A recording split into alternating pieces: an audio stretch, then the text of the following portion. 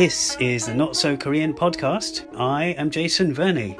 As you probably know, we started this podcast back in 2021 and used to record this live in UK's Koreatown itself. That's an area in and around New Malden. Yes, that's the largest Koreatown and Korean community in Europe. These days, we bring you such episodes and therefore information and interviews from various places in the world, including Korea itself.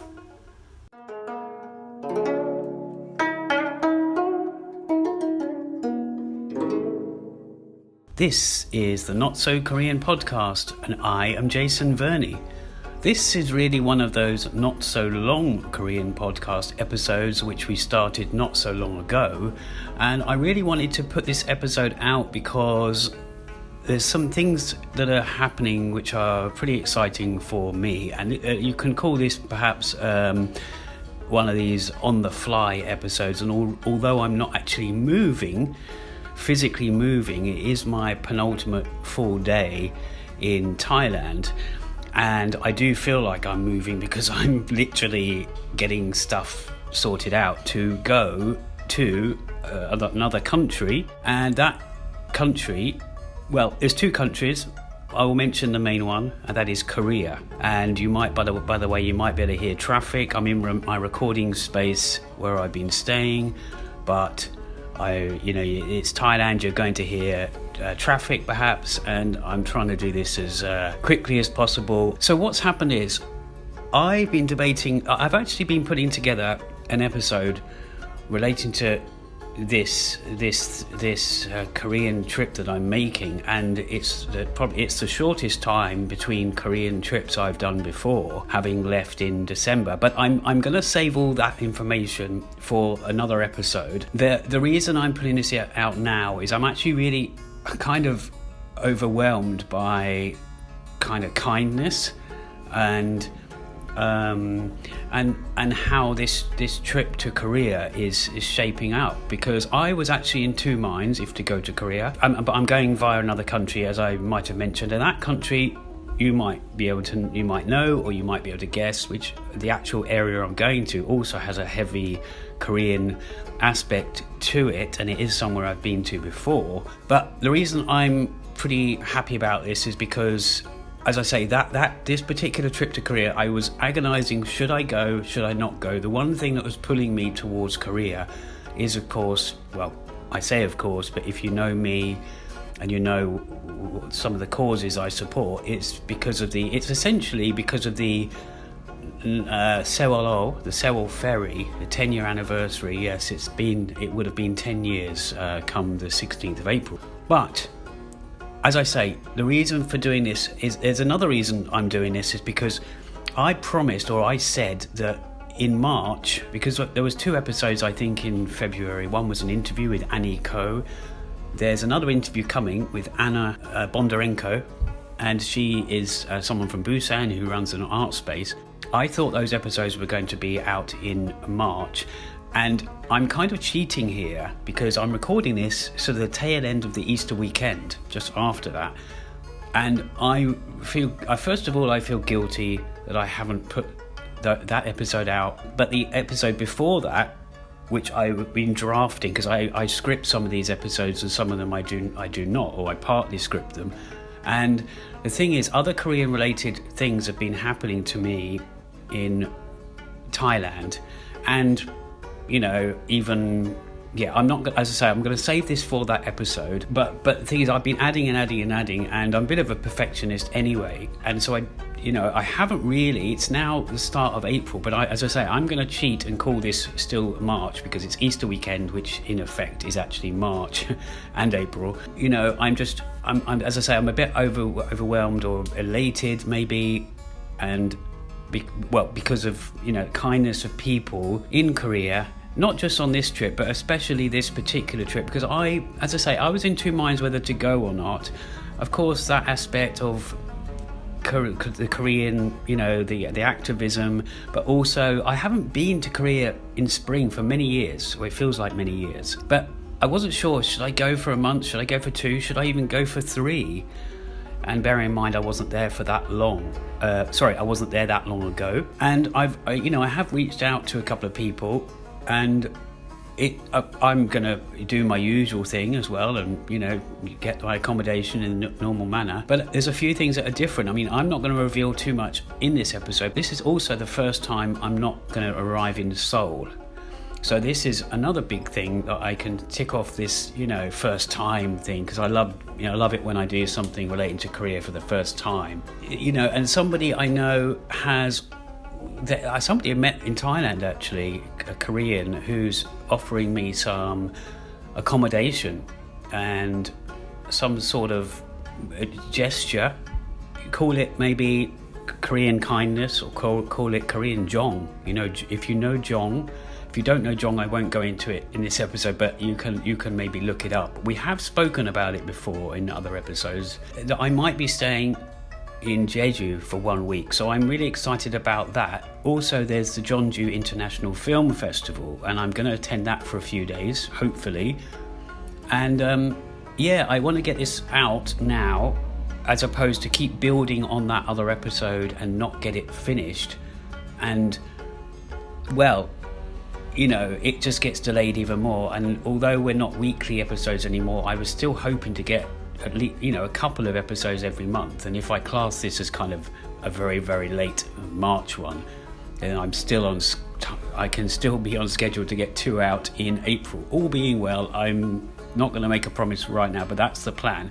And because I've got so much going on, I really want to, put this out now with minimal sort of, I do the artwork and the editing and all that kind of stuff, and obviously uploading it to 2 different YouTube channels as well as all the other audio platforms. Yes, so it's also my 10th trip to Korea, and it's, as I say, it ties in, unfortunately, but fortunately for the 10, with Sewol ferry being 10 years as well.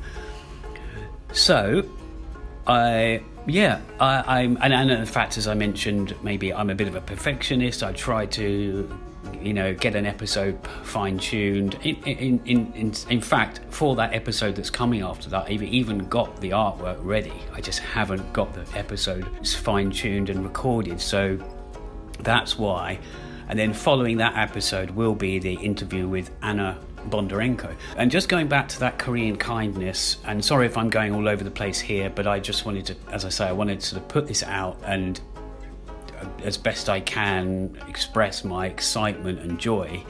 And it's not only what I mentioned there, somebody who I know and who is connected to these episodes has, potentially offered me somewhere as a backup in Busan, and also someone I know from Daegu.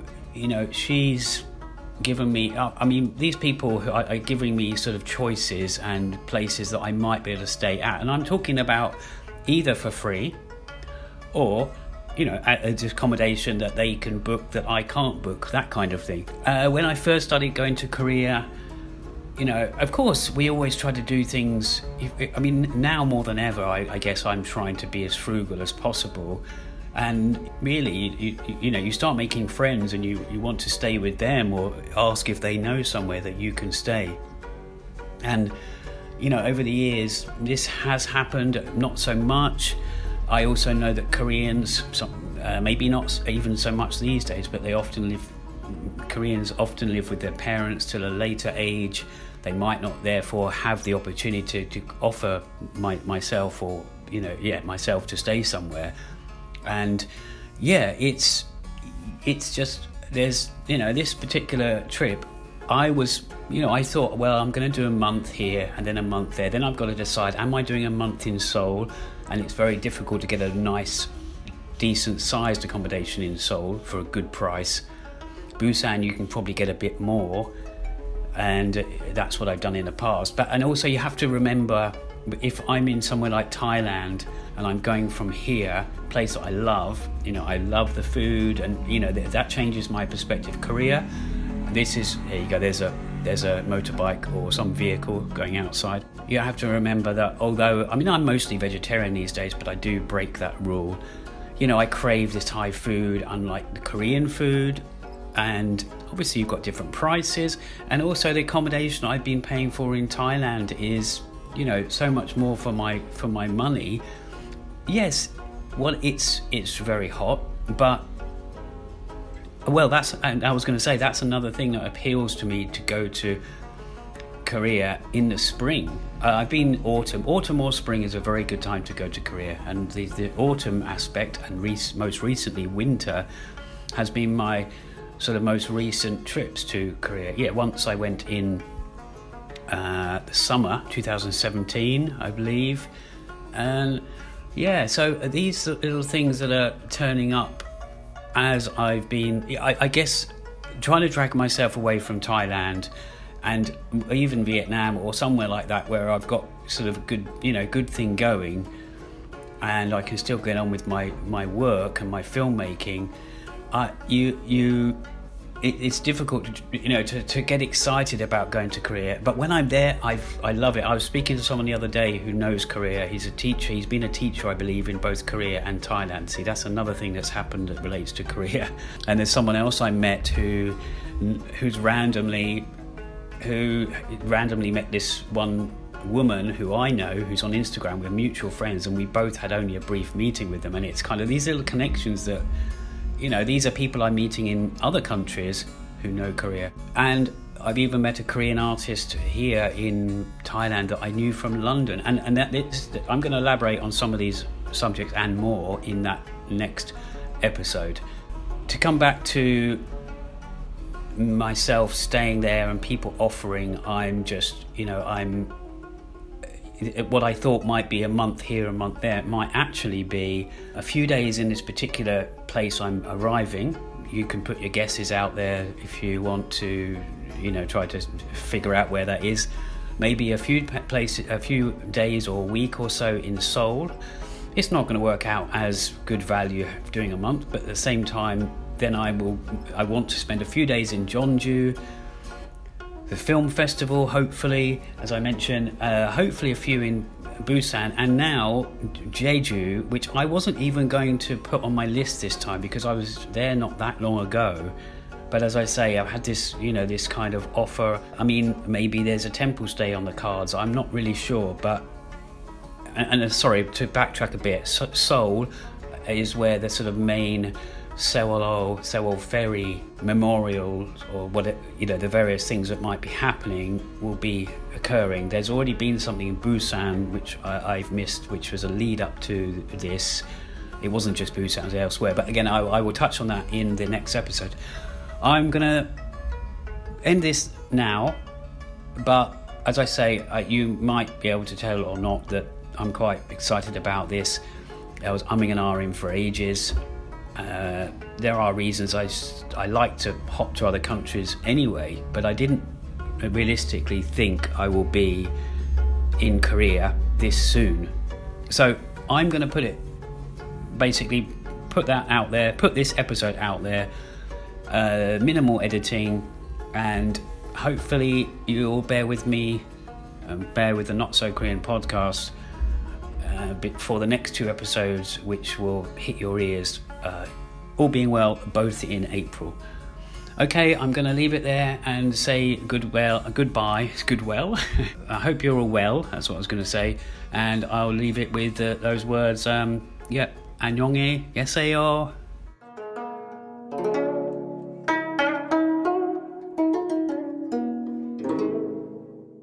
Well, we hope you enjoyed that episode. So that's all from us.